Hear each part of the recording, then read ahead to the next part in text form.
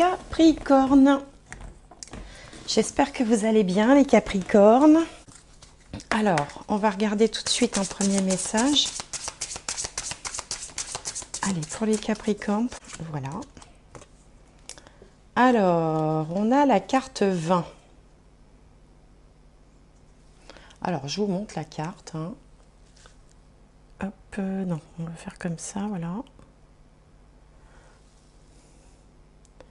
C'est difficile à décrire, il y a comme un espèce de bouc qui tombe à l'envers.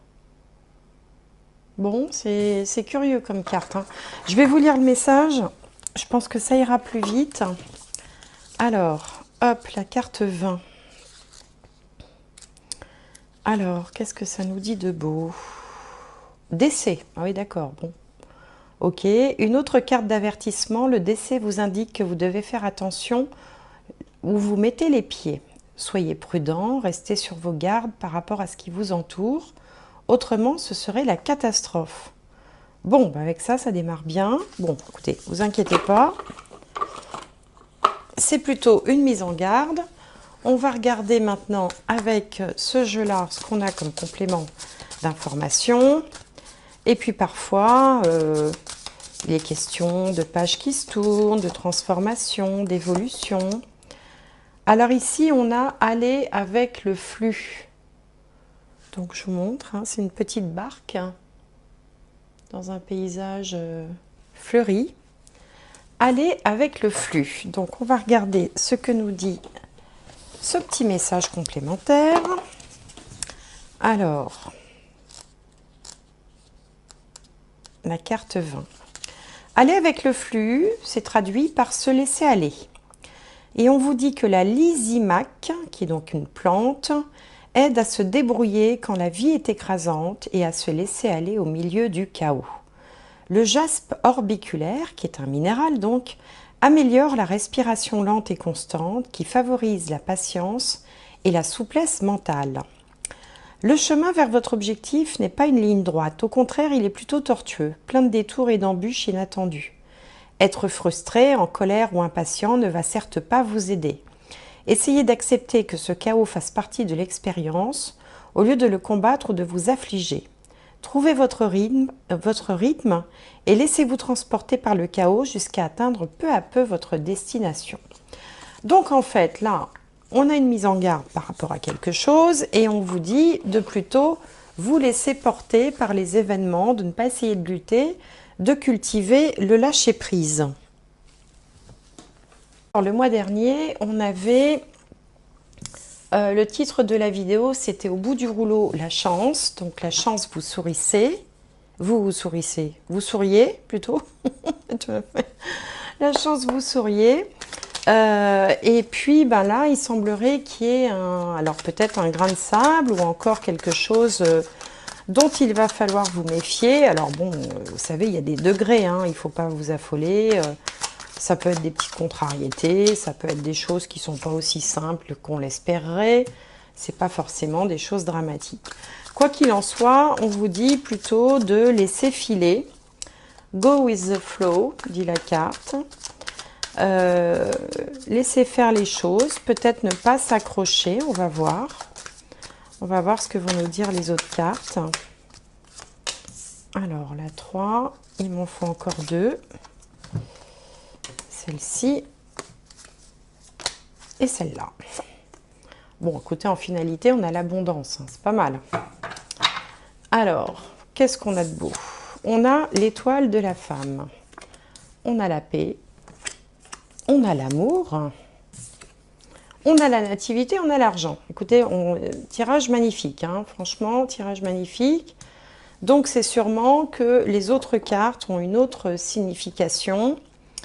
Alors, avec la femme ici, bah, ça vous représente si vous êtes une femme. Sinon, ça représente une femme de votre entourage. Et comme il n'y a pas de consultant attitré, si vous voulez, en face de moi, on va dire que ça représente l'être humain qui regarde cette vidéo.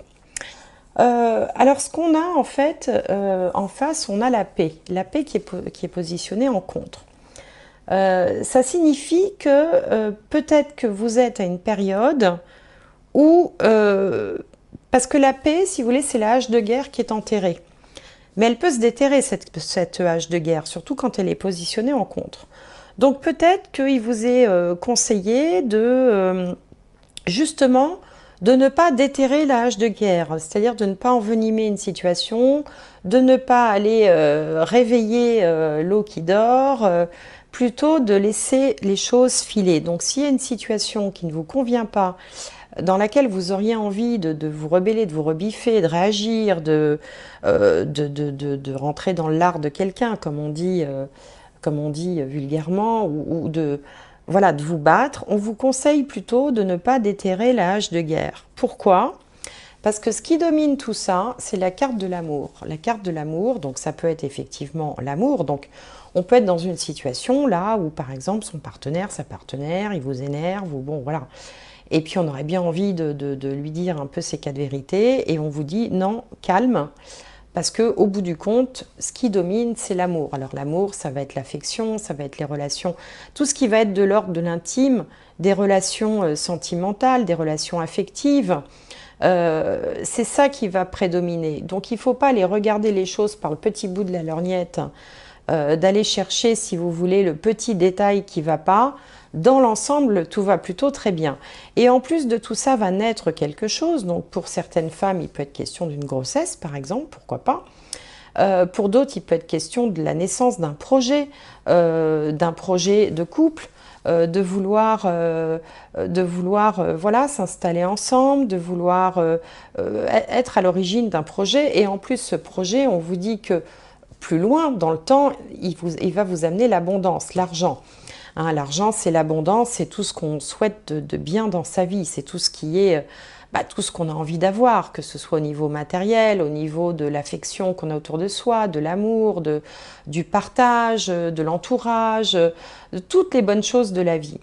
Donc en fait, ici, je pense que finalement, ce qui se dessine là pour l'instant, hein, avec ces deux premières cartes et celle-ci, c'est que peut-être il y a quelque chose qui vraiment vous turlupine. En fait, vous allez chercher la petite bête et on vous dit non, surtout pas, parce qu'en fait, tout va bien et si tout n'a pas l'air d'aller bien, tout va aller mieux. C'est exactement ce que dit ce tirage. Vous voyez bien, même sans être cartomancien, on n'a que de très belles cartes ici. Donc ça ne sert à rien d'aller déterrer un truc qui pourrait faire envenimer les choses alors qu'au bout du compte, tout va bien. Bon, voilà ce qui me vient dans ce premier tableau. Alors, on va regarder maintenant avec le petit Lenormand pour plus de détails. Alors, je voudrais la carte centrale pour les Capricornes. Alors, je voudrais la carte centrale déjà.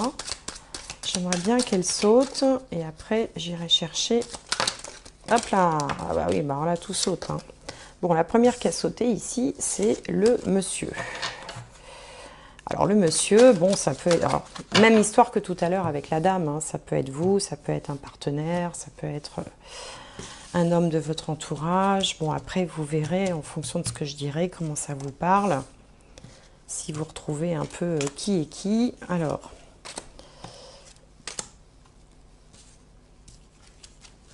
donc Capricorne, Capricorne, alors, donc au centre, on a le monsieur. Donc bon, là, le monsieur tout seul, il n'y a pas grand-chose à dire. Hein, mais en tout cas, il y a une personne qui est au centre du tirage. On a le puits, on a les chemins, on a la faucille, l'enfant, le cavalier, le livre, le serpent et l'amour. Ça se termine par l'amour. Notez quand même que dans le tirage précédent, l'amour était en haut, hein, carrément, donc dominait le tirage. Et là, l'amour, c'est la perspective, c'est la dernière carte du tirage, c'est ce vers quoi vous allez. Ça fait donc 2 fois, c'est plutôt pas mal. Bon, alors ici, on est plus dans le domaine sentimental, on dirait, ou dans le domaine des relations affectives, puisqu'on a le cœur là qui clôture ce tirage. Et au centre, on a donc un personnage qui peut soit vous représenter, soit représenter effectivement un partenaire de vie, enfin quelqu'un qui compte à vos yeux. Alors, on sent que on sent qu'il y a une contrariété. Alors, il peut y avoir différentes choses possibles. Soit vous avez le sentiment d'avoir été trahi, ou avoir quelqu'un qui vienne un peu semer la zizanie, ou encore une autre interprétation, il peut y avoir autour de vous une personne jalouse qui essaye de semer la discorde, ici avec le serpent. Mais ça ne se voit pas forcément tout de suite, parce qu'on a le livre des mystères juste à côté, donc c'est pas forcément visible immédiatement. Alors une autre possibilité également dans ce tirage, c'est que vous soyez entre deux relations. C'est-à-dire qu'il y en ait une officielle et l'autre un peu plus officieuse, alors que vous soyez marié ou pas, peu importe, enfin, disons qu'il y en a une qui est un peu plus officielle que l'autre, et que vous allez mettre fin après de nombreuses indécisions, de nombreuses réflexions. Vous êtes allé vraiment au fond du... Avec le puits ici, on va au fond du fond, on creuse, on réfléchit, mais vraiment jusqu'à avoir épuisé toutes les possibilités. Vous voyez, la notion de puits, c'est quand on va tout au fond, tout au fond. Vous avez creusé, fouillé, cherché, réfléchi, et puis vous allez prendre une décision peut-être un petit peu tranchée. Mais cette décision tranchée va permettre de laisser émerger quelque chose de nouveau et de positif. Vous voyez, ici, on a quelque chose qui arrive, quelque chose de nouveau. Bon, ça peut être un homme avec un enfant aussi, puisque bon, la première symbolique, évidemment, ici de l'homme, c'est l'homme, et de l'enfant, c'est de l'enfant, forcément, je ne vous apprends rien. Mais ça peut être aussi l'arrivée d'une nouvelle personne qui vient vers vous, et une personne pour qui justement là il y aurait quelque chose enfin avec qui il y aurait quelque chose d'intéressant à envisager. Mais ça se chevauche peut-être un petit peu et du coup il y a peut-être une relation qui est un peu cachée, qui n'est pas encore officielle, le temps que vous mettiez un terme peut-être à quelque chose d'existant en fait qui ne vous satisfait plus. Bon, mais ça ne parlera pas à tout le monde. Une autre interprétation possible de ce jeu-là, c'est aussi d'avoir dans son entourage une personne un petit peu jalouse, peut-être qui peut convoiter un partenaire, par exemple, qui ne montre pas son jeu, mais sauf que vous allez réussir à le voir, la démasquer, entre guillemets, je mets des guillemets, et à mettre ça au grand jour. Mais ça va être libérateur une fois de plus, c'est-à-dire qu'en fait vous allez chasser l'ennemi ou le nuisible, hein. Bon, ça c'est une possibilité aussi. Si on sort du domaine sentimental, alors il peut être question ici de quelqu'un qui a une certaine expertise dans un domaine, qui fait un métier qui le ou la passionne, un métier où il y a vraiment un savoir-faire particulier, et qui a envie de lancer quelque chose de nouveau, c'est-à-dire de laisser une partie de ses activités derrière, après avoir longuement, pareil, hésité, réfléchi, pour se lancer vers une passion. Ça peut être aussi une toute autre interprétation qui n'a donc là plus rien de sentimental, mais on est plutôt dans le domaine de la créativité, dans le domaine éventuellement du professionnel. Donc après, à vous d'adapter un petit peu les choses. Mais de toute façon, il va falloir quand même un peu se méfier. Il va falloir quand même, alors non pas se battre, mais laisser couler encore une fois, hein. C'est ce qu'on vous disait dès le début. C'est-à-dire que vous observez quelque chose, vous n'êtes pas dupe, vous voyez bien le manège, mais en même temps, alors, soit on prend une décision complètement tranchée, soit, mais si tel est le cas, après on laisse couler, on n'envenime pas les choses, vous voyez. Enfin, c'est exactement comme dans le premier tirage. On laisse venir, on laisse faire, parce que de toute façon, l'issue est favorable à condition de ne pas mettre d'huile sur le feu. Voilà, c'est ça que je voulais dire. Bon, alors, on va regarder maintenant avec le tarot pour un troisième tableau, voir si ça nous donne d'autres éléments. Alors, donc pour les Capricornes,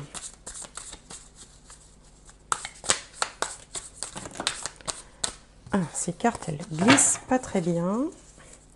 Pour les Capricornes, alors,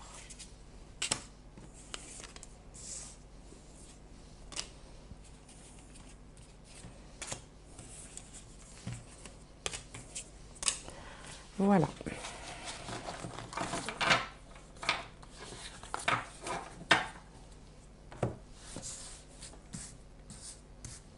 Alors ici, on a l'empereur, arcane majeur, le 8 de pentacle,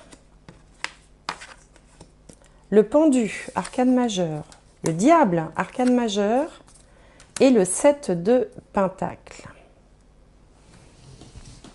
Bon, c'est pas mal du tout. Alors, vous voyez, ce jeu, il vient quand même confirmer un petit peu ce que je vous disais précédemment. Bon, c'est pas toujours le cas, des fois ça vient dire autre chose. Bon, ici, vous apparaissez dans la position de l'empereur. L'empereur, c'est quelqu'un qui a une certaine stabilité, une certaine assise, qui maîtrise la situation, qui est maître des événements, qui est même souvent au-dessus de la mêlée. Hein, vous voyez bien, un empereur, hein, c'est au-dessus du roi, c'est bon. Il est d'ailleurs installé sur son monde, hein, ce qui pourrait ressembler son monde. Je vous montre la carte. L'air nonchalant, il est sûr de lui. Bon, il n'y a rien qui l'inquiète, hein, de toute façon. Il sait qu'il a le pouvoir. Donc vous êtes dans cette position-là. Pourtant, vous voyez le danger arriver. C'est ça qu'on vous disait ici avec cette carte-là du décès là au début, là qui laissait envisager une difficulté. Vous voyez le danger arriver. Et on vous dit ici avec le 8 de pentacle, qui est la carte de la productivité, le fait d'agir beaucoup, de faire beaucoup de choses, de produire des choses, de déployer énormément d'énergie. On vous dit justement de ne rien faire et on vous conseille l'énergie, en fait, c'est l'énergie du blocage. Le pendu, c'est quand une situation est bloquée.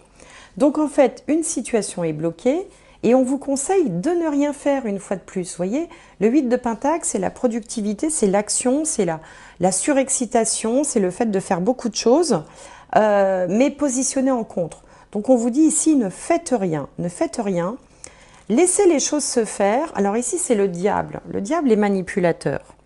On retrouve, ça fait 3 fois quand même qu'on retrouve ou le serpent, ou on avait quoi dans la carte avant, enfin je sais plus. Le serpent, c'est un peu l'équivalent du diable hein, dans le Petit Lenormand, le diable étant dans le tarot. Mais là, moi j'ai l'impression qu'en fait, c'est vous qui allez finir par manipuler. C'est-à-dire que c'est un petit peu l'arroseur arrosé. Il y a dans votre entourage peut-être quelqu'un alors soit c'est dans le professionnel, soit c'est dans le sentimental, qui essaye un petit peu de semer la zizanie, hein, qui essaye de vous mettre des pots de banane, des bâtons dans les roues.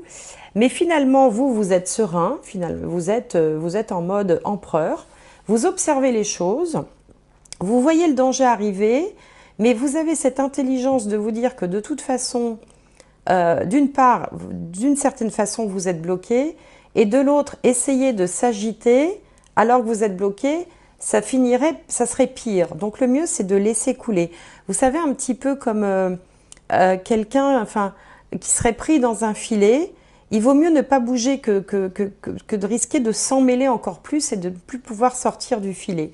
Et finalement, en faisant ça, c'est vous qui devenez le manipulateur, c'est-à-dire que c'est vous qui tirez les ficelles, c'est vous qui, en fait, la situation, le rapport de force va s'inverser et c'est vous qui allez, en réalité, être le maître du jeu ou la maîtresse du jeu. C'est pour ça que dès le début, on vous disait, bon, attention, difficulté, laissez couler. Ne faites rien, laissez couler. Alors c'est curieux parce que souvent on dit, bah non, il ne faut pas se laisser faire. Souvent on dit, voilà. Là, en fait, le conseil, c'est d'observer, de laisser faire. Parce qu'en fait, les choses vont se décanter d'elles-mêmes. Dans le tirage du Petit Lenormand, ça se terminait avec la carte de l'amour. Vous voyez, bon. Alors qu'on voyait bien quand même qu'il y avait des choses qui étaient un petit peu compliquées. Ici, le premier tableau avec le Béline était excellent également. Eh bien ici, c'est pareil, puisque la finalité, c'est-à-dire que ce qui va se produire un peu plus loin encore dans le temps, c'est le 7 de Pentacle. Le 7 de Pentacle, c'est à la fois la patience, puisqu'on voit ce personnage qui regarde pousser patiemment la plante qu'il a semée, enfin les graines qu'il a semées et qui se transforment en plante. C'est-à-dire qu'en ne bougeant pas, en prenant le parti plutôt de rester solide, ancré, et de laisser les choses se faire, eh bien en fait c'est vous au final qui récolterez les fruits de toute cette situation. C'est un peu l'arroseur arrosé. C'est-à-dire qu'il y a vraiment quelqu'un autour de vous qui essaye de vous, d'une façon ou d'une autre, de vous nuire, finalement. Alors, avec des degrés, hein, ça peut aller de la petite, je sais pas moi, du collègue qui fait un petit peu des petites vacheries, jusqu'à la grande trahison, vous voyez. Mais après, bon, voilà, il faut mettre des degrés en fonction de votre vie. Mais finalement, en ne faisant rien, en observant, la personne va toute seule s'empêtrer, elle va être prise à son propre piège en réalité, et vous n'aurez qu'à observer les choses et le moment venu, récolter ce qu'il adviendra de tout ça. Donc c'est pour ça que le message du début était très très bon, vous disiez laissez faire, laissez couler, voyez là il est sur sa barque, et il se laisse emmener sans même utiliser les rames, sans rien faire. Il se laisse aller au fil de l'eau. Bon, bah écoutez, c'est un conseil comme un autre. Parfois, c'est vrai que, comme on dit, il est urgent de ne rien faire. Bah, là, il est urgent de ne rien faire. Observez et vous verrez, ce sera presque peut-être limite amusant de voir comment les choses vont se renverser en votre faveur, en fait. Voilà. Voilà ce que j'avais à vous dire. Bon, je ne sais pas si ça vous parlera ou pas. De toute façon, ça ne vous parle pas, c'est pas grave. Hein, regardez peut-être votre signe lunaire, solaire, ascendant pour vous faire un autre, vous faire un peu finalement votre guidance personnalisée. Alors, on va voir quel est le message final. La clé, c'est la solution. Tout peut arriver dès que vous êtes conscient de vos potentialités. Voyez, faites confiance. Voyez, la clé, c'est la solution. Elle arrive toute seule avec ses petites ailes. Voilà.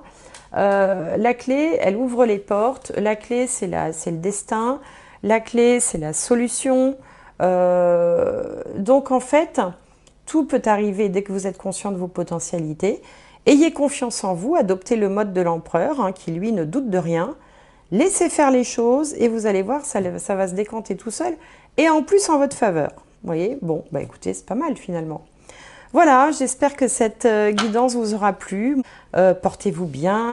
Merci d'avoir suivi cette vidéo jusque-là, si vous êtes encore là à m'écouter. Je sais qu'il y en a beaucoup qui coupent avant. Et puis, si vous voulez me faire un petit plaisir, mettez un petit j'aime, un petit commentaire. Voilà, moi, vous me faites un petit coucou en même temps, ça me fait plaisir. En tout cas, plein de bonnes choses pour vous et à très bientôt.